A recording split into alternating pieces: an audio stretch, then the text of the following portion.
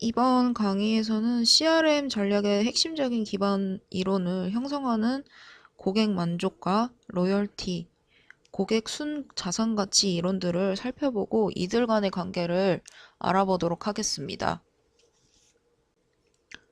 학습 목표는 이와 같은데요. 일단 고객 만족이란 무엇을 의미하는지 알아보고 어떤 상황에서 고객 만족이 로열티로 이어지고 로열티의 유형이 어떻게 나누어질 수 있을지 살펴보는 것을 목표로 하겠습니다. 지난 시간에 기존 제품 중심적 마케팅이 현재 고객 중심적 마케팅으로 변화되어 온 것을 확인했는데요.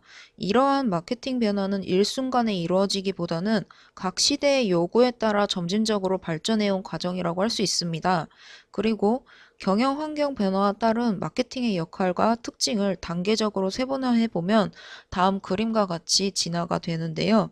일단 처음에는 제품 마케팅, 제품에 주목해 한 마케팅부터 직접적으로 그 다음에 타깃을 주고 그 다음에 1대1 관계로 마케팅하는 거를 볼 수가 있습니다. 우선 제품 마케팅부터 알아보자면 이 1단계 제품 마케팅은 매스 마케팅 아니면 대중 마케팅이라고도 하는데요.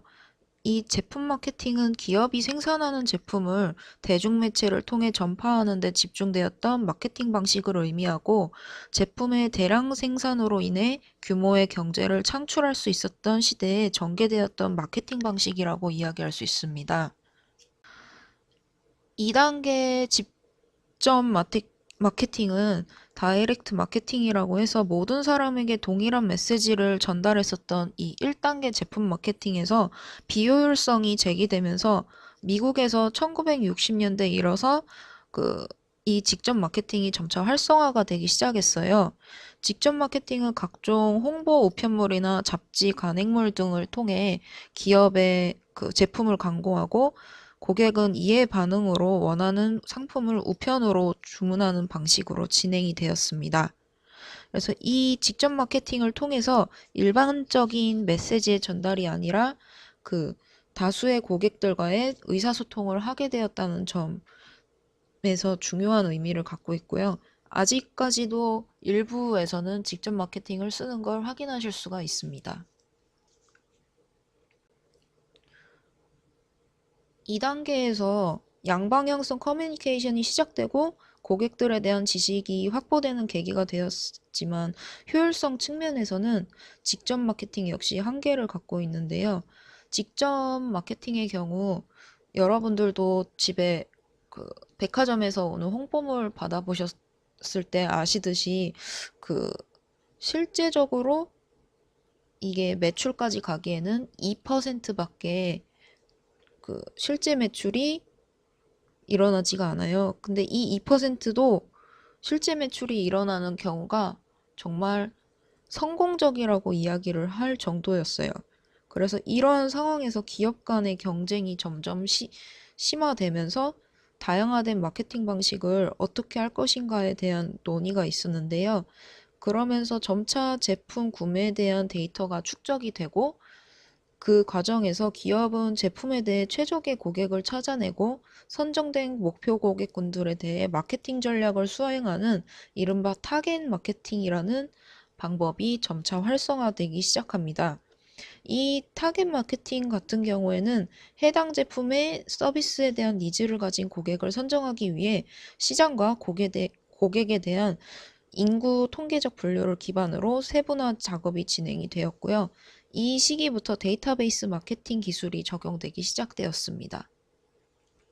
타겟 마케팅 단계에서부터 구체적인 고객 분석이 수행이 되었지만 그 영역 동안 너무 제한이 되었고 이 역시 제품을 중심으로 한 캠페인 전략이었다는 점과 고객을 단지 제품 판매 대상이라는 거래적 관계로만 규명하였다는 점에 대해서 한계적인 부분을 갖고 있습니다. 타겟 마케팅은 고객을 기존의 제품 판매 대상의 거래 지향적 개념에서 기업과의 장기적인 관계를 형성해 나가는 대상으로 인식을 하고 모든 마케팅 활동의 기본적인 방향을 이러한 고객과의 관계 형성 유지 전략으로 재편해 나가는 것을 의미하는데요.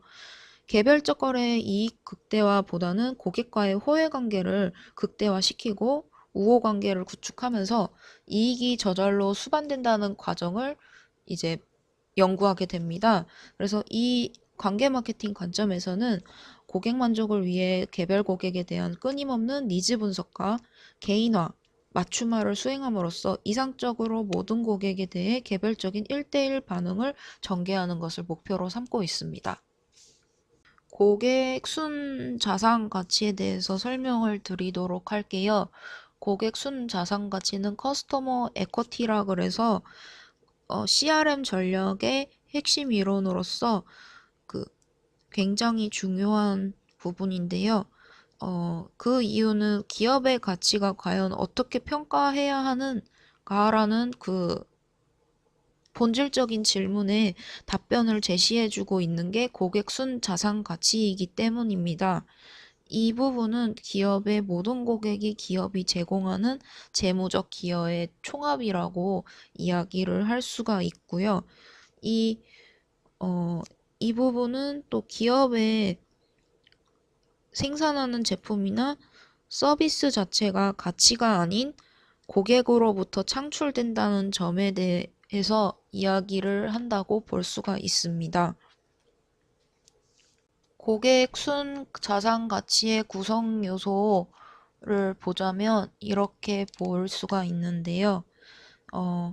일단 가치 자산, 브랜드 자산, 관계 자산이라고 하는데 이 부분은 고객들이 특정 기업의 제품이나 서비스를 지속적으로 구매하는 이유가 이 세 가지 가치 요소 중에 하나에 근거하게 된다는 점이 있습니다. 이 가치 자산은 기업이 제시하는 상품 및 서비스의 객관적 품질이나 가격, 편의성에 기초돼서 이제 평가가 되면서 형성이 되고요. 이 부분이 이제 브랜드 자산이 해당 상품 및 브랜드 인지도에 다시 또 기초가 되고 마지막으로 이제 관계 자산이 제품 및 서비스 학습곡선이라든지 고객 커뮤니티 등의 요소를 기반해서 형성된다고 할 수가 있습니다. 그래서 이 세 가지 요소들이 복합적으로 상호작용을 해서 고객들의 제품 및 서비스를 선택하고 고객 생애 가치가 증가되어 고객 순 자산 가치를 증가하게 된다라고 이야기를 할 수가 있습니다.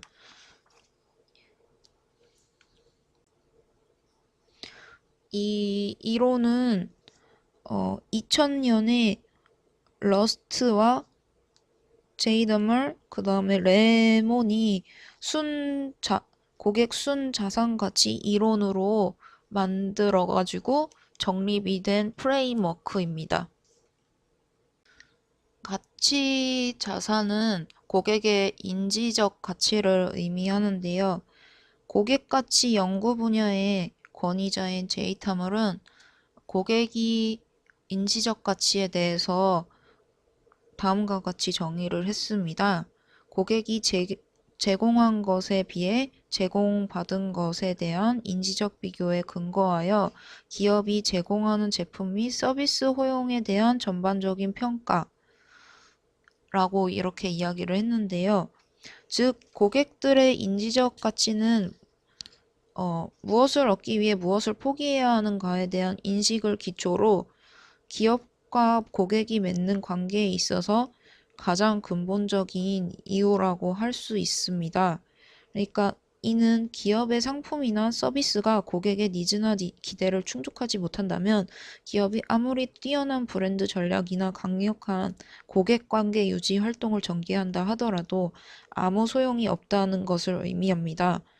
그러니까 한편으로 가치 자산은 개념적으로 다음과 같은 요소들의 함수 관계에 있다고 볼 수가 있습니다. 즉, 가치 자산은 기업이 제공하는 제품이나 서비스의 품질, 가격, 그리고 편의성이라는 이 세부 요인을 통해서 형성된다라는 것을 알 수가 있습니다. 품질은 기업이 제공하는 제품이나 서비스에 대한 물질적, 혹은 비물질적인 관점의 질적 수준을 의미하고요. 일반적으로 높은 품질의 제품이나 서비스일수록 고객의 인지하는 제품 가치가 높아집니다. 가격 같은 경우에는 이 가격이 고객의 의미에서 어떤 것을 얻기 위해 포기하거나 지불해야 하는 금전적 크기를 의미하잖아요. 그래서 일반적으로 가격과 고객의 인지적 가치 관계는 역의 상관관계를 형성합니다. 근데 최근 연구에서 보면은 산업의 특성에 따라 역의 상관관계가 성립되지 않다라는 부분도 보여주고 있습니다. 편의성 같은 경우에는 고객이 제품이나 서비스를 구매하거나 소요되는 시간과 노력을 덜어주기 위한 부분이라고 할 수 있는데요. 이 과정에서 고객들이 자신에게 적합한 제품이나 서비스를 탐색하는 과정과 구매한 제품에 대한 서비스를 효과적으로 사용할 수 있기 위해 시간과 노력을 소비하게 되는데, 이러한 소비자들의 시간과 노력을 줄여줄 수 있도록 하는 부분을 편의성이라고 하게 되고요. 이 편의성이 높게 되면 그 고객이 인지하는 가치가 굉장히 높아진다라는 점도 있습니다. 브랜드 자산은 객관적으로 지각된 가치를 넘어서 브랜드에 대한 고객의 주관적이고 무형적 평가를 통해 고객들이 특정 브랜드를 소유함으로써 기업이 얻게 되는 바람직한 마케팅 효과를 이야기를 하는데요. 쉽게 말해서 브랜드가 부착되지 않거나 유명하지 않은 브랜드 상품에 비해 특정 브랜드가 부착된 상품의 마케팅 활동에 대해 소비자가 보다 효과적으로 반응한다면 이 브랜드는 긍정적인 브랜드 자산을 보유한 것이라고 할 수가 있습니다. 이 기업의 브랜드 자산을 형성시키는 세부 요소가 이렇게 세 가지가 있어요. 브랜드 인지도, 연상, 이미지. 브랜드 인지도는 소비자가 한 제품 범주에 속한 특정 브랜드를 알아보거나 그 브랜드명을 쉽게 떠올릴 수 있는 능력을 이야기를 합니다. 예를 들어 라면 하면은 신라면, 지금은 조금 덜하지만 자동차 하면은 현대자동차의 소나타, 메일 유업이라고 하면은 카페라떼라는 부분이 지금 이 브랜드들이 소비자들 머릿속에 브랜드 인지도를 형성하고 있기 때문에 이렇게 쉽게 떠올릴 수 있는 능력이 되거든요. 그래서 이 브랜드 인지도 형태는 다시 구체적으로 브랜드 제인과 브랜드 회상이라고 형태를 구분할 수가 있습니다. 브랜드 제인은 특정 브랜드에 노출된 소비자가 과거에 그 브랜드를 보거나 들은 적이 있다 라고 판별되는 경우에 해당되고요. 그 브랜드 회상은 소비자에게 특정 상황을 제시하였을 때 그 특정 브랜드를 자신의 기억 속에서 끄집어낼 수 있는 능력을 이야기를 합니다. 예를 들어 브랜드 회상을 하나 예시를 들자면 사람들이 머리가 아플 때 공통적으로 생각나는 두통약이 있다 하면은 그 두통약이 고객들에게 강력한 브랜드 회상력을 제공하고 있다라고 인지할 수 있습니다. 브랜드 연상은 한 브랜드와 관련하여 소비자가 갖는 생각들을 이야기를 하는데요. 예를 들어 독일의 자동차 브랜드인 폭스바겐 같은 경우에는 딱정벌레나 단순하면서도 튼튼한 차제 등이라는 거를 떠오르게 되죠. 그래서 이런 부분이 폭스바겐이 갖고 있는 중요한 브랜드 연상이라고 이야기를 할 수 있습니다. 브랜드 연상 속성은 크게 세 가지가 존재합니다. 속성, 편익, 기업. 이렇게 세 가지에 의한 그 브랜드 연상이 존재하는데요. 속성에 의한 연상 같은 경우에는 제품으로 직접적인 관련된 속성과 직접적인 관련 없는 속성에 대한 연상으로 나눠지고요. 편익 같은 경우에 그 브랜드 연상은 기능적, 경험적, 상징적으로 분류됩니다. 그리고 기업과 관련된 연상도 기업의 이념, 기업 문화, 기업 구성원 등 최고 경영자 가치관 등의 다양한 원천에서 나오는 게 기업에 의한 연상으로 이야기를 할 수가 있습니다. 다음은 브랜드 이미지인데요. 브랜드 이미지는 쉽게 이야기하자면 호감과 비호감, 그러니까 고객들이 인지하는 게 긍정적이거나 부정적인 인상의 정도를 의미를 합니다. 그래서 요즘 같은 경우에는 다양한 브랜드에 대한 연상을 결합해가지고 진행하는 경우도 있는데요. 이런 브랜드 이미지들은 고객들의 기억 속에 저장되어 있는 다양한 브랜드 연상으로 이어지기 때문에 이런 부분을 이런 부분이 브랜드 자산 구성 요소에 대해서 다른 요소들보다 조금 모호한 개념이라고 이야기를 할 수가 있습니다. 만약에 고객들이 이 브랜드에 대해서 호의적인 브랜드 이미지를 갖고 있다면 정말 강력한 브랜드 자산을 구축하는 데 도움이 될 수 있겠지만, 만약에 이게 부정적인 이미지를 갖고 있을 경우에는 아무래도 고객들 구매 의사 결정 시에는 인지적 노력이 많이 필요하다는 부분을 이야기할 수가 있습니다. 관계 자산은 고객이 특정 기업과 그동안 형성해온 관계 때문에 그 기업의 제품이나 서비스를 구매하는 정도인데요. 관계 자산 구축을 위한 기업의 활동으로서 로열티 프로그램, 특별한 인지와 처우, 친근화 프로그램, 커뮤니티 프로그램, 이렇게 네 가지를 이야기를 할 수가 있어요. 로열티 프로그램 같은 경우에는 홈플러스 쿠폰 제도 같은 부분도 이야기를 할 수가 있고요. 이 로열티 프로그램이라는 건 후반부에 더 자세하게 다루겠지만 간략하게 설명드리자면 반복적으로 구매하는 고객의 로열티를 증진시키기 위해 여러 가지 인센티브를 제공하는 활동으로 정의할 수 있습니다. 특별한 인지와 처우 같은 경우에는 US 에어웨이를 일단 이야기를 할 수가 있는데요.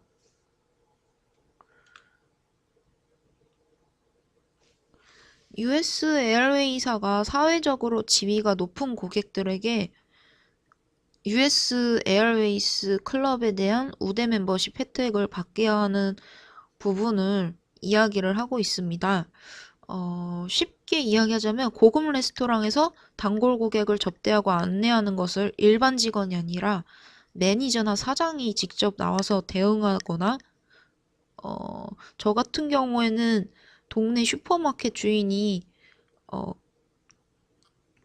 하도 오래되다 보니까 인근 주민의 가족사항 같은 거 기억해가지고 가족 안부 같은 묻는 그런 경우 있잖아요.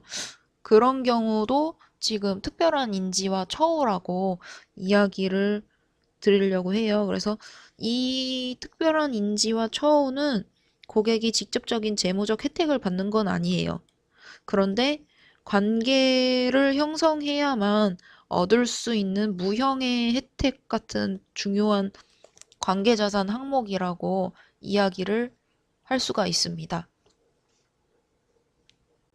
친근화 프로그램은 호감 프로그램이라고 해서 고객들이 갖는 공통 이해관계나 관심사를 묶어서 기업과의 정서적 유대관계를 강화하기 위한 마케팅 활동을 의미하는데요.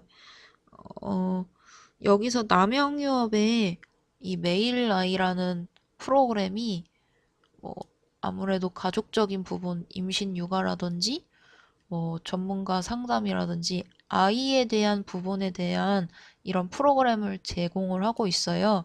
그래서 이런 부분을 보면은 고객과의 관계에 있어서 본질적인 제품이나 서비스 영역 이외에도 고객의 삶, 이 부분이 중요한 부분을 차지하는 어떤 연결고리를 형성시키겠다라는 부분을 작용시켜서 기업과 고객 간의 관계가 더욱 더 풍부하게 하고자 하는 전략을 이야기를 하고 있습니다. 물론 다른 프로그램들도 있기는 한데 이 메일아이 남양유업의 메일아이가 그 임산부나 출산모 고객군들을 위해서 다양한 육아 서비스를 제공하는 데 있어서 우리나라의 유명한 프로그램이기 때문에 여기에 예시로 넣었습니다. 커뮤니티 프로그램이라는 게 특정 주제에 대해 고객들이 집단 혹은 모임을 형성해서 고객들 간의 유대 관계를 형성하고자 하는 프로그램입니다. 즉, 고객들 간의 강력한 유대 관계가 커뮤니티에 해당되는 기업의 로열티로 이어지기 때문에 최근 기업들이 이 커뮤니티 프로그램을 더욱더 활성화시키고 있는데요.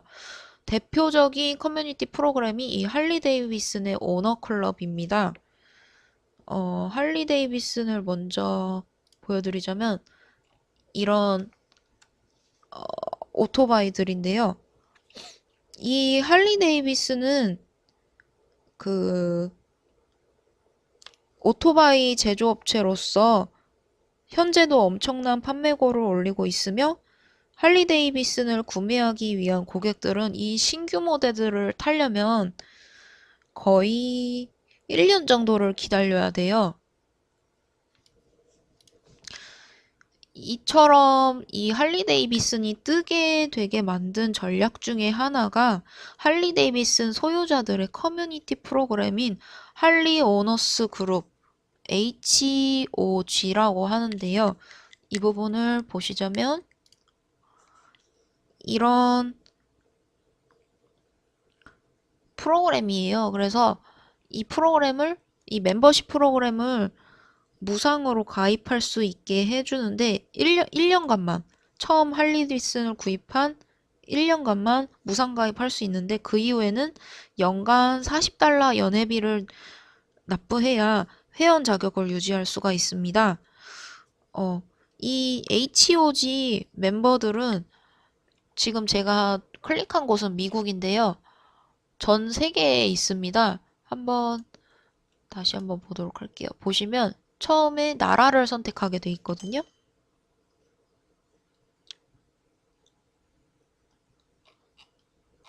이미 들어와서 못 들어가네요.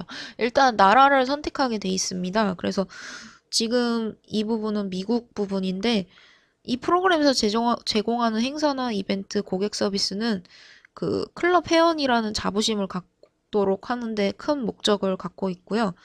할리 데이비슨의 로고를 가죽 자켓뿐 아니라 문신으로 할 정도로 이 회원들은 갱신률이 다른 로열티 프로그램에 달리 75%에 달합니다. 그래서 대부분이 커뮤니티 프로그램 하면은 할리 데이비슨의 HOG 프로그램의 성공 모델을 벤치마킹해서 그 전 세계 자동차 및 모터사이클 제조업체들이 비슷하게 이 오너십 클럽을 운영할 수 있다라는 걸 이야기를 드릴게요. 이 고객 만족은 기업들이 고객을 어떻게 만족시킬 것인가라는 중요한 이슈에 직면해 있는데요. 전통적인 영업 전략이 단기적 매출을 통해 매출이익만 위주로 보는 방식이라면 CRM은 고객 만족을 통해서 장기적인 관계를 구축하고 지속적인 재구매를 통해서 이익을 확보하는 방식이라고 이야기를 할 수가 있습니다. 그래서 이 그림과 같이 고객 만족의 선순환 구조는 고객이 제품이나 서비스를 구매하는 것으로부터 시작이 되는데요. 여기에 고객이 구매한 제품이나 서비스가 자신의 총체적인 경험이 수립할 때 기대 수준에 응했을 경우 긍정적인 반응이 일어나겠죠. 이 긍정적인 반응은 곧 만족한 고객으로 이어지면서 이게 고객 만족이라는 심리적 상태에 이르게 됩니다. 이 만족한 고객은 또 향후에 다시 또 서비스가 좋으니까 다시 또 사게 되는 이 구매로 일으키게 되면서 계속 이 구조는 반복되게 된다는 부분을 이야기를 하고 있습니다. 그렇다면 우리가 흔히 아는 이 고객 만족 도대체 무엇인가 라고 두었을 때, 이 고객 만족이라는 개념을 모르는 사람은 없겠죠. 이, 이게 이론적 정의를 통해 고객 만족에 대해 정확히 안다면 실제 현상에서 여러 가지 통찰력을 이제 이야기를 할 수 있는데요. 고객 만족이라는 게 어떤 대상에 대한 기대 수준과 실제 경험의 차이에서 발생하는 불일치 정도에 대한 주관적인 평가의 결과를 의미합니다. 그래서 고객 만족에 대해 다음과 같이 기대 수준과 실제 경험 간 함수적 관계에 있다고 볼 수 있는 그림을 보자면 이 물건을 이 스마트폰을 사려고 했을 때 기대 수준이 이만큼인데 일단 실제 경험이 해보니 기대 수준보다 실제 경험이 이렇게 작다. 그러면 이 부분이 이제 불일치가 되잖아요. 이 불일치가 된 평가는 이제 주관적인 평가로 이어지면서 결국엔 실망이다. 라는 부분으로 이어지게 됩니다. 이게 고객 만족의 원리라고 해서 그 기업이 제시하는 제품이나 서비스 품질이 아무리 높아도 고객 만족 수준이 낮을 수 있다라는 것을 알 수가 있습니다. 이 경우에 대해서 여러 가지 사례를 한번 이야기를 드려보도록 할게요. 이 그림처럼 고객들의 기대 수준이 사기 전에 이만큼 높았어요. 이렇게 높았는데 실질적인 제품 사용의 경험이 고객들의 기대 수준을 따라가지 못했죠.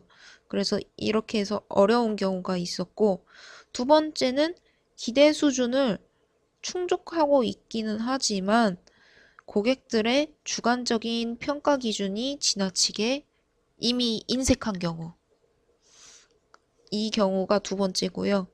이 첫 번째 상황이 직면한 이 그림의 상한 그 기업이라면 자사의 제품이나 홍보가 너무 지나치게 과장된 메시지로 고객들 기대 심리를 높이고 있었던 경우이기 때문에 이 경우에는 아무래도 홍보 같은 부분을 조금 낮추는 부분을 제시를 해야 되겠죠. 그래서 자사 고객에 대한 타겟팅이 잘못되지 않은 경우이 또 있는지도 또 한번 살펴봐야 되고요. 만약에 아까 두 번째 경우 이미 기대 수준을 충족은 하지만 평가 기준이 이미 너무 저평가된 경우에는 고객 만족도 조사의 조사 방법론 통해서 표본 추출 과정에 문제가 없는지 그 고객 만족도 조사에 있는 측정 도구에 문제가 없는지 다시 한번 살펴보는 부분을 가져야 합니다.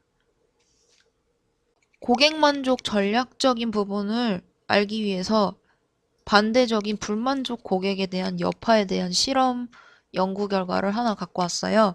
이 부분은 펜실베니아 와튼스쿨에서 2006년에 불만 고객 연구 보고서를 만든 건데요.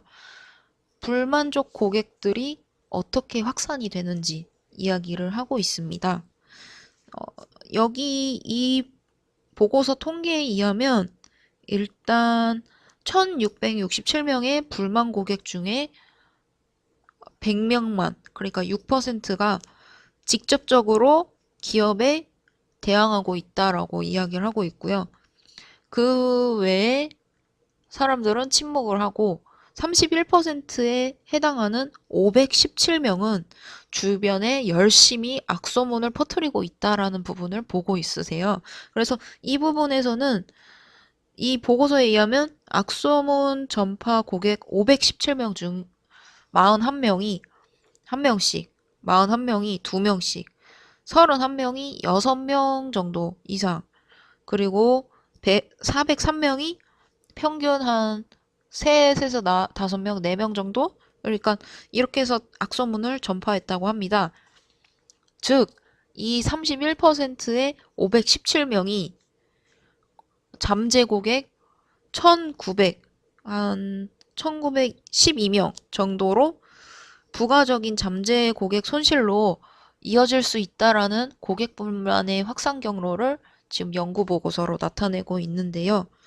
그렇다면 여기서 잠자코 있었던 1667명 중에 987명, 63%는 만약에 여기서 이제 또 부정적인 입소문 전차를 참여하게 된다면 이 브랜드는 완전히 이제 잠식한다 라고 이야기를 하고 있습니다.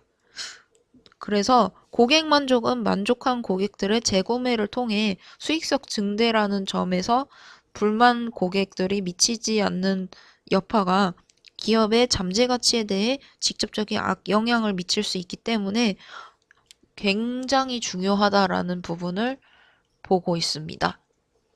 만족이 고객 유지에 있어서 중요하다는 사실을 설명했는데요. 하지만 기업의 전략적 관점에서 기업은 고객 만족을 어느 수준까지 높여야 하는가에 대한 논의는 이루어지지 않았습니다. 그래서 고객 만족을 개선시키는 데서 불구하고 왜 조직 성과는 별반 차이가 없는 것처럼 보여지는가? 앤더슨의 만족도 유지율 모델을 보시면 이런 현상을 개념적으로 잘 설명해주고 있는데요. 이 그래프는 그 데이터 기업 수준에서 작성된 것으로 고객 단위로 분석된 것은 아니에요. 그런데 보시면은 이 고객 만족도가 어느 수준에 다다르면은 고객 유지율의 변화에는 큰 영향을 주지 못하는 지점을 만나게 된다라는 부분을 이야기를 하고 있고, 이러한 영역이 상당히 계속 지속되다가 다시 특정 고객 만족도 수준을 지나서야 고객 유지율이 다시 또 이렇게 상승되는 거를 보실 수가 있습니다. 다시 말해 고객 유지에 대한 고객 만족도의 영향력은 양극단에서 더욱 커지게 됨에 따라 고객 만족과 고객 유지는 비선형적인 이런 관계를 갖고 있다라고 이야기를 할 수 있습니다. 이 중간 지점에서 그러면 발생되는 이 평평한 지역은 무차별 영역이라고 하는데요. 이 부분에 결국에 기업들이 고객 만족도를 아무리 높여도 이 무차별 영역에 들어가면은 고객 유지율이 개선되지가 않는 현상을 겪게 됩니다. 따라서 기업에서는 고객 만족도 개선을 위해서 많은 노력을 기울임에도 불구하고 고객들의 유지율 개선이 나타나지 않는 기업들은 대부분 이 무차별 영역에 놓였기 때문에 그렇다고 볼 수가 있습니다. 그렇다면 이 무차별 영역을 벗어나기 위해선 어떻게 해야 되냐? 그림에서 보는 바와 같이 기업은 적당한 수준에서 고객 만족도를 높이는 것이 무의미하다고 할 수 있기 때문에 완전히 높은, 그러니까 이 정도에는 아무리 높여도 고객 만족이 높아도 여기 수준, 고객 유지 수준에는 도달할 수 없기 때문에 완전히 높은 고객 만족도를 제고를 할 수 있도록 해야 합니다. 그래서 이 완전한 고객 만족 달성을 위해서 더더욱 노력해서 무차별 영역을 탈피하는 것밖에 방법이 없습니다. 이 무차별 영역을 탈피하여 두 번째 변곡점 이 엘보를 만드는 순간에는 그들의 고객 만족도 제고의 노력에 대한 가시적 역할이 보게 되겠죠. 아무래도 고객 만족이 이제 고객 유지로 이어지기 때문이죠. 이 부분부터가.